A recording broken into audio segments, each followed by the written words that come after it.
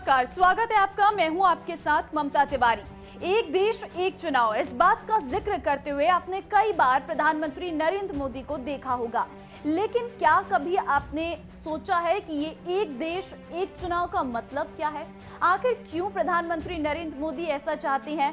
क्या राजनीतिक दल इसमें अपनी राय रखते हैं? समर्थन करने वाले इस पर क्या तर्क दे रहे हैं, साथ ही विरोध करने वाले क्या तर्क देते हैं? वहीं आपको आज ये भी बताएंगे कि आखिर कब कब एक साथ चुनाव हुए। सबसे पहले अभी हाल का जिक्र करते हैं। दरअसल कुछ दिन पहले पीएम मोदी ने 80वें अखिल भारतीय सम्मेलन के समापन सत्र को वीडियो कॉन्फ्रेंसिंग के जरिए संबोधित किया था, जिसमें प्रधानमंत्री नरेंद्र मोदी ने एक बार फिर एक राष्ट्र एक चुनाव की जरूरत पर जोर दिया है। उन्होंने कहा, वन नेशन वन इलेक्शन सिर्फ चर्चा का विषय नहीं, बल्कि भारत की जरूरत है। हर कुछ महीने में भारत में कहीं न कहीं चुनाव हो रहे हैं, इससे विकास कार्यों पर प्रभाव पड़ता है। ऐसे में वन नेशन वन इलेक्शन पर गहन मंथन आवश्यक है। प्रधानमंत्री ने पिछले साल जून में पहली बार औपचारिक तौर पर सभी पार्टियों के साथ इस मसले पर विचार विमर्श के लिए बैठक बुलाई थी। इसके लिए उन्होंने सभी पार्टियों के प्रमुखों को आमंत्रित किया। तब केंद्रीय मंत्री और वरिष्ठ बीजेपी नेता रविशंकर प्रसाद ने इस बारे में कहा कि इस देश में ये स्थिति है कि हर महीने चुनाव होते हैं, हर बार चुनाव होता है, उसमें खर्च होता है, आचार संहिता लगने से कई प्रशासनिक काम भी रुक जाते हैं और हर प्रदेश के चुनाव में बाहर के पदाधिकारी पोस्टेड होते हैं, जिसकी वजह से उनके अपने प्रदेश के काम पर असर पड़ता है। लेकिन राजनीतिक दलों की राय इस पर बटी हुई है। पिछले साल जब लॉ कमीशन ने इस मसले पर राजनीतिक पार्टियों से सलाह ली थी, तब समाजवादी पार्टी, तेलंगाना राष्ट्र समिति, शिरोमणि अकाली दल जैसे पार्टियों ने एक देश एक चुनाव की सोच का समर्थन किया और डीएमके, तृणमूल कांग्रेस, सीपीआई, एआईयूडीएफ इस विचार का विरोध किया था उन्होंने।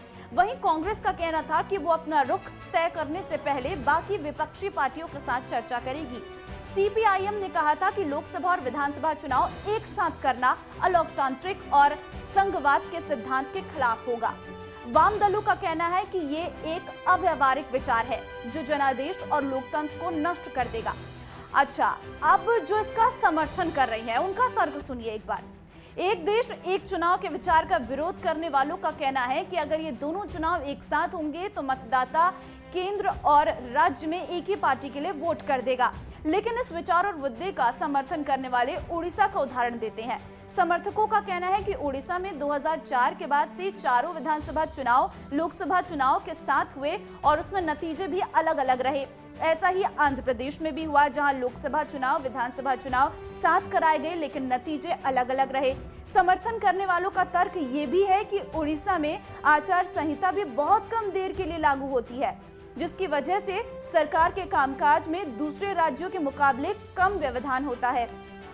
अब आपको बताते हैं कि कब कब एक साथ चुनाव हुए हैं। आजादी के बाद देश में पहली बार चुनाव हुए थे 1951 से 52 में। तब लोकसभा चुनाव और सभी राज्यों में विधानसभा चुनाव एक साथ कराए गए थे।